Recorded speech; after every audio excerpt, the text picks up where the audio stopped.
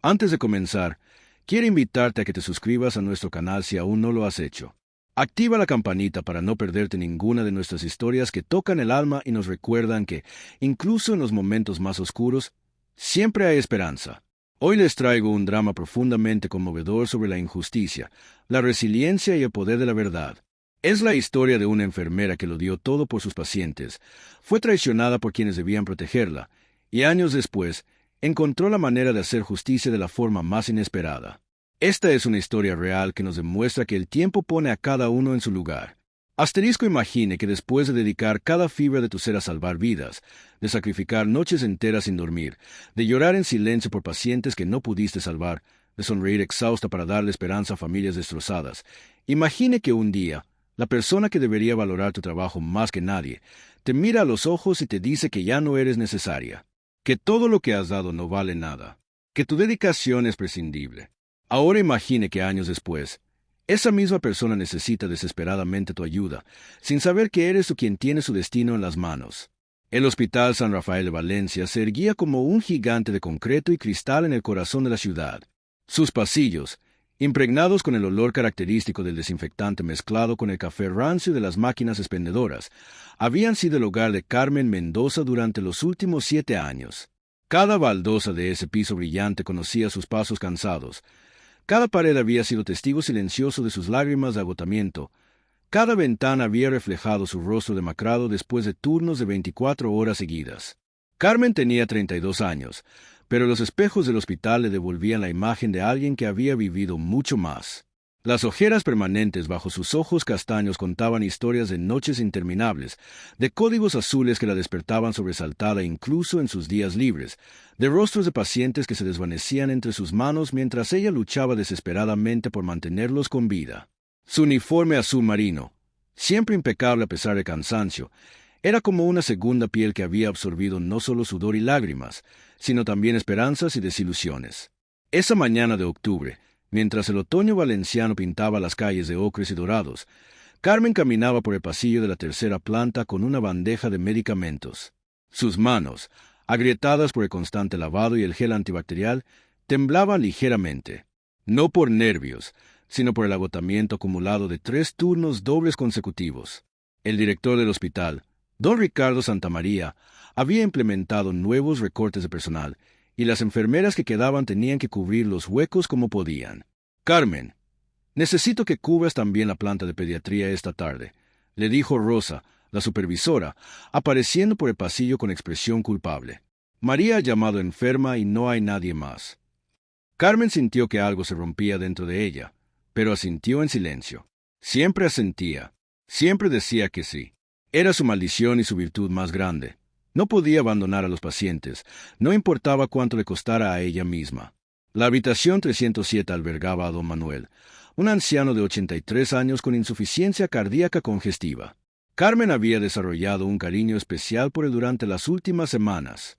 Le recordaba a su propio abuelo, fallecido hacía 5 años. Don Manuel la esperaba cada mañana con una sonrisa desdentada y siempre le preguntaba por su familia, aunque Carmen no tenía más familia que su madre enferma y su trabajo. «Buenos días, don Manuel», saludó Carmen, forzando una sonrisa mientras preparaba la medicación. «¿Cómo ha pasado la noche?» «Mal, hija, mal», respondió el anciano con su voz rasposa. «Pero ver tu cara bonita ya me alegra el día. Aunque te veo muy cansada. ¿No duermes?» «Duermo lo suficiente», mintió Carmen mientras le tomaba la presión. Los números no eran alentadores. «Don Manuel, voy a llamar al doctor Herrera para que le eche un vistazo, ¿vale?» Pero cuando Carmen fue a buscar al doctor Herrera, lo encontró discutiendo acaloradamente con otros médicos en la sala de reuniones. A través de la puerta entreabierta, podía escuchar fragmentos de la conversación. «Es inadmisible. Santa María está jugando con vidas humanas», exclamaba el doctor Herrera. «No podemos seguir trabajando con la mitad de personal necesario». «Baja la voz», le advirtió otro médico. «Ya sabes lo que le pasó a García por quejarse».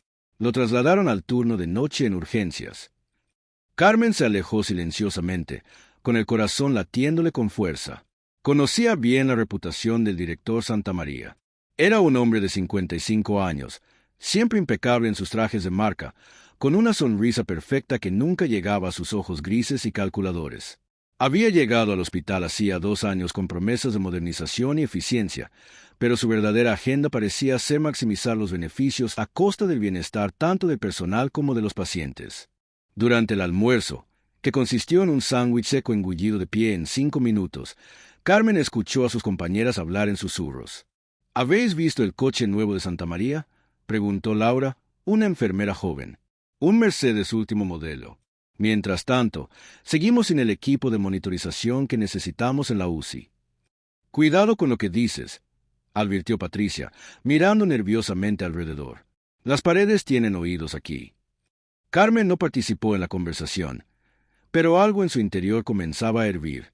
Una rabia silenciosa que había estado conteniendo durante meses. Esa tarde, mientras atendía a los niños en pediatría con una sonrisa que le dolía en el alma, tomó una decisión que cambiaría su vida. Iba a documentar todo. Comenzó discretamente. Cada vez que faltaba material, lo anotaba. Cada vez que se veía obligada a trabajar más horas de las legales, lo registraba. Cada vez que un paciente sufría por la falta de personal o recursos, lo documentaba meticulosamente. Guardaba copias de los horarios, fotografiaba discretamente los almacenes vacíos de suministros, registraba las quejas de los pacientes que le llegaban. Una noche, después de un turno particularmente brutal en el que había perdido a 2 pacientes por falta de equipamiento adecuado, Carmen lloró en el vestuario. Sus lágrimas caían sobre su uniforme manchado de sangre, mientras sus manos temblaban incontrolablemente. Fue entonces cuando Martín, un celador que llevaba 20 años en el hospital, se acercó a ella. «Carmen, ten cuidado», le dijo en voz baja, mirando hacia la puerta. «Sé lo que estás haciendo. No eres la primera que lo intenta». «¿Qué quieres decir?», preguntó Carmen, secándose las lágrimas. Hace 1 año, una enfermera de cardiología, Elena, intentó algo similar. Reunió pruebas, habló con el sindicato. 1 mes después, la despidieron por negligencia profesional. Fabricaron pruebas. Carmen, ten mucho cuidado. El miedo se instaló en el estómago de Carmen como un puño de hierro, pero la imagen de don Manuel, cada vez más débil por la falta de atención adecuada, la imagen de los niños de pediatría esperando horas por medicamentos básicos, la impulsaron a continuar. 2 semanas después, ocurrió el incidente que sellaría su destino. Era un viernes por la noche, y Carmen estaba sola cubriendo 2 plantas. Un paciente en la habitación 415, el señor Ramírez, comenzó a mostrar signos de un infarto. Carmen corrió hacia él. Pidió ayuda por el intercomunicador, pero no había suficiente personal para responder rápidamente. Mientras esperaba desesperadamente al equipo médico, administró los primeros auxilios con las pocas herramientas disponibles. El señor Ramírez sobrevivió, pero por muy poco. Cuando el doctor Herrera finalmente llegó, le dijo a Carmen en privado: «Has salvado su vida. Sin tu rápida actuación, no lo habría logrado». Sin embargo, a la mañana siguiente, Carmen fue convocada al despacho del director Santa María. El despacho era una ostentosa muestra de poder. Muebles de caoba, diplomas enmarcados, algunos de dudosa procedencia, según los rumores, y una vista panorámica de la ciudad. Santa María estaba sentado detrás de su escritorio masivo, con las manos entrelazadas y esa sonrisa fría que Carmen había aprendido a temer. «Señorita Mendoza», comenzó, sin invitarla a sentarse. «Me han llegado informes preocupantes sobre su conducta». «¿Perdón?». Carmen sintió que el suelo se abría bajo sus pies. «El incidente de anoche con el señor Ramírez. Actuó sin autorización médica, excedió sus competencias. Eso es negligencia grave». «Pero, señor director, no había nadie más. El paciente se estaba muriendo. El doctor Herrera puede confirmar que...». «El doctor Herrera no estaba presente cuando usted tomó decisiones que no le correspondían», la interrumpió Santa María.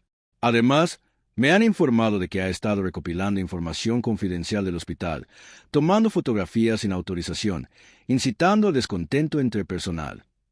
Carmen sintió que la sangre se le helaba. ¿Cómo lo sabía? ¿Quién la había delatado? «Eso no es cierto, yo solo». «Tengo pruebas», dijo Santa María, sacando una carpeta. Carmen pudo ver algunas de las fotos que había tomado, impresas y marcadas con círculos rojos. «Esto es espionaje industrial. Señorita Mendoza, podría demandarla, arruinar su carrera para siempre. Pero soy un hombre compasivo. Le daré 2 opciones. Renuncia voluntariamente ahora mismo, firma este acuerdo de confidencialidad y se va con una indemnización mínima y sin referencias. O la despido por negligencia grave y me aseguro de que nunca vuelva a trabajar en ningún hospital de España. Las lágrimas comenzaron a rodar por las mejillas de Carmen.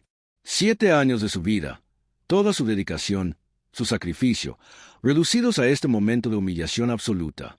Tienes 5 minutos para decidir, añadió Santamaría, deslizando los papeles hacia ella. Carmen miró los documentos a través de sus lágrimas. El acuerdo de confidencialidad era draconiano. No podía hablar del hospital, de las condiciones de trabajo, de nada de lo que había visto o documentado. Era un silenciamiento total. ¿Y mis pacientes? Preguntó con voz temblorosa. Don Manuel, los niños de pediatría. Eso ya no es su problema, respondió Santamaría fríamente. 4 minutos. Con manos temblorosas y el corazón destrozado, Carmen firmó. No tenía opción. Necesitaba algún dinero para cuidar de su madre enferma, y no podía arriesgarse que Santamaría cumpliera su amenaza de destruir completamente su carrera. Mientras recogía sus pocas pertenencias de vestuario, sus compañeras la miraban con una mezcla de pena y miedo. Nadie se atrevió a acercarse, excepto Rosa, la supervisora, quien le susurró. «Lo siento mucho, Carmen. Sé que no es justo». «¿Tú lo sabías?», preguntó Carmen. Rosa bajó la mirada. «Santamaría tiene ojos y oídos en todas partes. Ten cuidado, Carmen. Y cuídate mucho». Carmen salió del hospital por última vez esa tarde lluviosa de octubre, mientras esperaba el autobús bajo la lluvia, sin paraguas, empapándose hasta los huesos. Vio a través de las ventanas iluminadas del hospital a sus antiguos compañeros corriendo por los pasillos, sobrecargados, exhaustos. Vio la ventana de la habitación 307, donde don Manuel estaría preguntándose dónde estaba su enfermera favorita. Los siguientes meses fueron los más oscuros de su vida. Sin referencias del Hospital San Rafael, le fue casi imposible encontrar trabajo en otro hospital. Las pocas entrevistas que consiguió terminaban abruptamente cuando los empleadores llamaban a su anterior lugar de trabajo. Santamaría había cumplido su amenaza velada, había esparcido rumores sobre su negligencia y su comportamiento problemático. Carmen tuvo que tomar trabajos temporales cuidando ancianos a domicilio, ganando una fracción de su salario anterior. Su madre, doña Isabel, cuya diabetes requería medicación costosa, empeoraba día a día. Carmen vendió su coche, sus pocas joyas, incluso consideró vender el pequeño piso que habían heredado de su abuela. Una noche particularmente difícil, mientras contaba las monedas para comprar la insulina de su madre, Carmen se encontró en el borde de la desesperación. Había dedicado su vida a cuidar a otros, a sanar, a dar esperanza, y esto era lo que recibía a cambio. «No te rindas, mija», le dijo su madre, tomándole la mano con sus dedos frágiles. «La verdad siempre sale a la luz. Dios sabe que eres buena persona». Pero Carmen había dejado de creer en la justicia divina. Si existía, ¿dónde estaba cuando Santamaría destruía vidas impunemente? Un día, mientras cuidaba a una anciana en su domicilio, la señora le contó que su nieta estaba estudiando periodismo de investigación. «Es muy valiente», decía la anciana con orgullo. «Dice que quiere exponer las injusticias, dar voz a los que no la tienen». Algo se encendió en Carmen. Esa noche, en lugar de hundirse en la autocompasión, comenzó a escribir. Escribió todo lo que recordaba, todo lo que había visto, todo lo que no podía decir legalmente pero que ardía en su pecho. No para publicarlo, sino para no olvidar, para no dejar que Santamaría borrara la verdad de su memoria. Mientras tanto, seguía recibiendo noticias del Hospital San Rafael a través de antiguos compañeros que se atrevían a mantener contacto con ella en secreto. La situación había empeorado.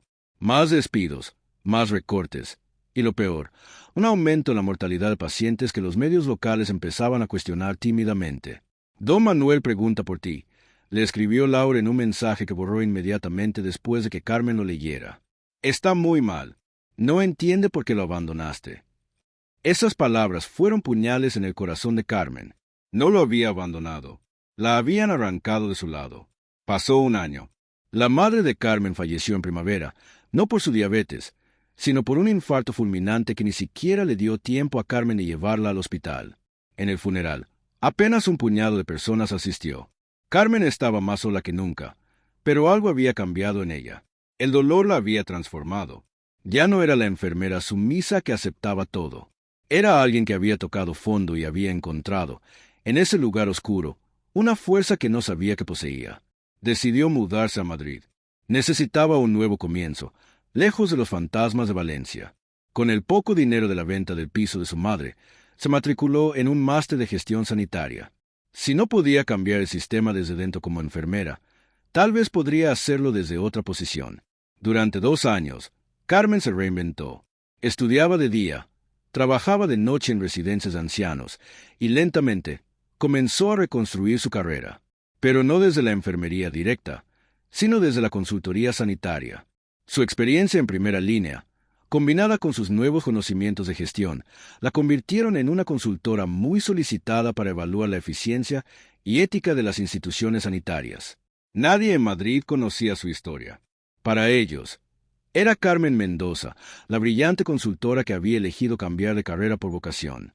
Adoptó un nuevo look.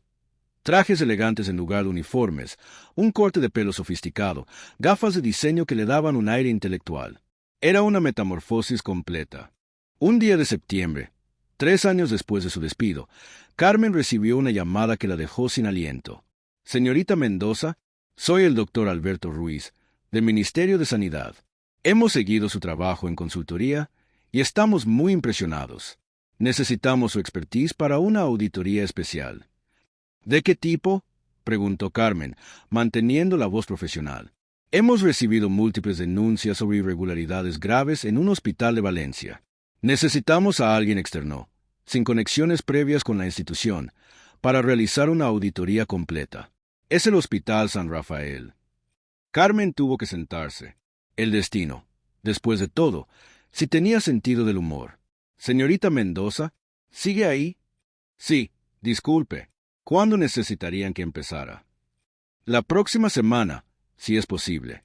La situación es crítica. Ha habido 3 muertes sospechosas en el último mes y la prensa está empezando a hacer preguntas incómodas. Carmen aceptó. Por supuesto que aceptó. No por venganza, se dijo a sí misma, sino por justicia. Por don Manuel, que según supo después, había fallecido solo 6 meses después de su despido. Por todos los pacientes que habían sufrido. Por todos los trabajadores que seguían sufriendo. La mañana que Carmen regresó al Hospital San Rafael, el otoño había vuelto a teñir Valencia de dorados y ocres, como 3 años atrás. Pero esta vez, ella entraba por la puerta principal con la cabeza alta, con su maletín de cuero y su acreditación del ministerio. La recepcionista, nueva, no la reconoció. Le entregó una tarjeta de visitante VIP y la escoltó directamente a la sala de juntas, donde el Consejo de Administración la esperaba. Y allí, en la cabecera de la mesa, estaba Ricardo Santamaría. El director había envejecido visiblemente. Las canas salpicaban su cabello anteriormente perfecto, y había líneas de preocupación alrededor de sus ojos. Cuando Carmen entró, él levantó la vista distraídamente de sus papeles, y entonces sus ojos se encontraron. El reconocimiento fue instantáneo. La sangre se drenó del rostro de Santamaría, pero Carmen mantuvo una expresión absolutamente profesional. «Buenos días», dijo con voz clara y firme. «Soy Carmen Mendoza, consultora senior del Ministerio de Sanidad. Estoy aquí para realizar la auditoría integral ordenada por el Ministerio». «Pero, usted...» Santamaría tartamudeó. «¿Nos conocemos?», preguntó Carmen con fingida confusión, mirando alrededor de la mesa donde otros miembros del consejo observaban curiosos. Santamaría se recompuso rápidamente. «No, disculpe. Es que me recordó a alguien. Por favor, tome asiento». Durante las siguientes 2 semanas, Carmen realizó la auditoría más exhaustiva que el hospital había visto jamás. Tenía acceso total a todos los documentos, todas las áreas, todo el personal. Y lo que encontró era mucho peor de lo que había imaginado. Los recortes de personal habían alcanzado niveles criminales. El desvío de fondos era sistemático. Había facturas falsas, proveedores fantasma, y lo más grave, un patrón claro de negligencia institucional que había resultado en al menos 12 muertes evitables en los últimos 2 años. Carmen entrevistó a cada empleado, y aunque muchos la reconocieron, ella mantuvo su profesionalismo. Laura casi lloró cuando la vio, pero Carmen le hizo una señal discreta para que mantuviera la compostura. «Necesito que me cuente todo», le dijo Carmen durante la entrevista formal. «Todo lo que ha visto, todo lo que sabe. Esta vez, Tiene protección del ministerio. Las entrevistas revelaron un patrón de abuso, intimidación y corrupción que superaba incluso las peores sospechas de Carmen. Enfermeras despedidas por quejarse, médicos trasladados por negarse a falsificar informes, pacientes dados de alta prematuramente para mejorar las estadísticas. Pero el momento más revelador llegó cuando Carmen accedió a los archivos personales. Allí encontró su propio expediente, y lo que leyó la dejó sin aliento. Santa María había falsificado documentos, había inventado quejas de pacientes, había manipulado registros para justificar su despido. Todo estaba documentado con su propio puño y letra en notas al margen que nunca debieron conservarse. Eliminar amenaza, sabe demasiado, neutralizar antes de que hable con la prensa. Carmen fotografió todo, esta vez legalmente. La noche antes de su presentación final, Santa María intentó contactarla. Le envió mensajes, la llamó al hotel, incluso apareció en el lobby. Carmen, por favor, le rogó cuando finalmente logró interceptarla. Podemos arreglar esto. Te ofrezco lo que quieras.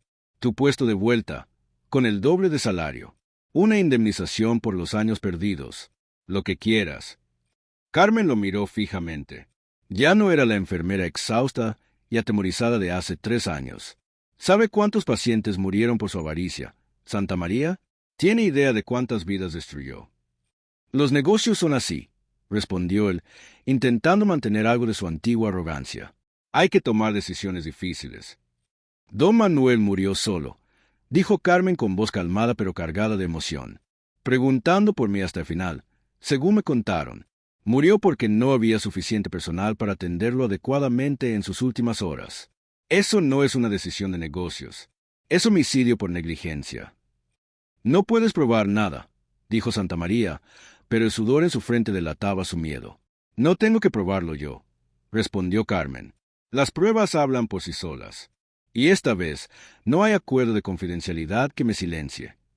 El día de la presentación final, el salón de actos del hospital estaba lleno. No solo estaba el Consejo de Administración, sino representantes del ministerio, de los sindicatos, de la prensa que había sido convocada oficialmente, y sorprendentemente, muchos empleados del hospital que habían pedido permiso para asistir. Carmen comenzó su presentación con calma profesional. Proyectó gráficos, estadísticas, documentos. Pero cuando llegó a la parte de los testimonios del personal, su voz adquirió una intensidad que electrificó la sala. Este hospital, dijo, ha traicionado su misión fundamental. Ha puesto el beneficio por encima de las vidas humanas. Ha destruido carreras de profesionales dedicados que se atrevieron a alzar la voz. Y todo esto, hizo una pausa dramática, bajo la dirección de un hombre que falsificó documentos, desvió fondos y silenció a quien intentara exponer la verdad. Proyectó entonces las pruebas del desvío de fondos, cuentas en paraísos fiscales, transferencias sospechosas, facturas infladas. La sala estalló en murmullos. Pero hay algo más personal que debo revelar, continuó Carmen. Yo trabajé en este hospital hace 3 años. Fui despedida por el señor Santa María cuando intenté documentar estas mismas irregularidades. Aquí están los documentos falsificados que usó para destruir mi carrera. Proyectó su expediente manipulado. Los murmullos se convirtieron en exclamaciones de asombro. Santa María se levantó abruptamente. Esto es una venganza personal. No pueden confiar en ella. ¿Venganza? Carmen se volvió hacia él. No, señor Santa María. Esto es justicia. Cada documento que he presentado ha sido verificado independientemente. Cada testimonio está respaldado por evidencia. Y a diferencia de usted, yo no he tenido que falsificar nada. El representante del ministerio se levantó. Señor Santa María, queda usted suspendido de sus funciones efectivo inmediatamente, pendiente de investigación criminal. La policía está esperando fuera para tomarle declaración. Mientras Santa María era escoltado fuera de la sala, pálido y derrotado, Carmen sintió que algo se cerraba dentro de ella. No era satisfacción por la venganza, sino paz. Paz por haber hecho lo correcto. Después de la presentación, los antiguos compañeros de Carmen la rodearon. Laura la abrazó llorando. Rosa le pidió perdón por no haber podido ayudarla. Incluso el doctor Herrera se acercó. Carmen, le dijo con voz emocionada, don Manuel, antes de morir, me pidió que si algún día te veía, te dijera que nunca dejó de creer que volverías, que sabía que eras demasiado buena para abandonar a tus pacientes sin razón. Las lágrimas finalmente brotaron de los ojos de Carmen, todas las que había contenido durante 3 años de lucha, de soledad, de reconstrucción. El epílogo de esta historia llegó 6 meses después. Santa María fue condenado a 8 años de prisión por malversación de fondos, falsificación de documentos y negligencia criminal. El Hospital San Rafael pasó por una reestructuración completa, con nuevos directivos comprometidos con la excelencia sanitaria. Y Carmen recibió múltiples ofertas. Podría haber vuelto al hospital como directora de enfermería, podría haber aceptado un puesto alto en el ministerio, pero eligió algo diferente. Creó su propia consultora especializada en ética sanitaria y protección de denunciantes. Su misión: ayudar a otros profesionales sanitarios que enfrentaran situaciones similares a la suya. En su oficina, enmarcada en la pared, tenía una foto de don Manuel que Laura le había conseguido, y debajo una placa que decía: «La verdad siempre encuentra su camino». Un día, visitando un hospital para una consultoría, una joven enfermera la detuvo en el pasillo. «¿Es usted Carmen Mendoza, la que expuso al director corrupto?». Carmen asintió. «Gracias», dijo la joven con lágrimas en los ojos. «Gracias por darnos esperanza de que podemos luchar contra las injusticias, por demostrar que no tenemos que quedarnos calladas». Mientras Carmen salía del hospital esa tarde, el sol de Valencia brillaba cálido sobre su rostro. Ya no era la enfermera exhausta y derrotada de hace años. Era una mujer que había transformado su dolor en propósito, su injusticia en justicia, su caída en el trampolín para su resurrección. La vida le había enseñado que a veces necesitamos tocar fondo para descubrir de qué estamos realmente hechos, que las injusticias más grandes pueden convertirse en las oportunidades más poderosas para el cambio, y que la verdad, aunque tarde, siempre prevalece. Carmen Mendoza había perdido su trabajo como enfermera, pero había encontrado su verdadera vocación: ser la voz de los que son silenciados, la defensora de los que luchan solos contra sistemas corruptos, la prueba viviente de que David puede vencer a Goliat si tiene la verdad de su lado. Y en las noches tranquilas, cuando miraba las estrellas desde su pequeño apartamento en Madrid, podía casi escuchar la voz de don Manuel diciéndole: «Bien hecho, hija. Sabía que volverías. Los buenos siempre vuelven, aunque sea de formas que nunca imaginamos».